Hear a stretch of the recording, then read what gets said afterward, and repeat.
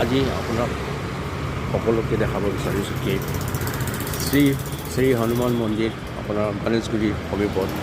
এই গণেশ মন্দিৰটো 2023 নৱেম্বৰ মাহত স্থাপিত কৰিছিলে আৰু এই মন্দিৰ ইমান ধুনীয়া বনাইছে। সকলো আহক, আপুনি ইয়াত দৰ্শক, আপোনালোকে পূজা কৰক।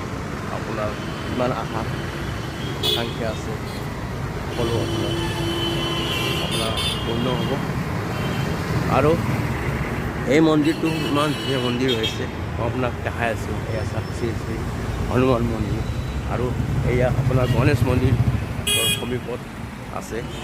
এই এতিয়া আপোনাৰ দুই চাইডে গেট আছে। এইটো আপোনাৰ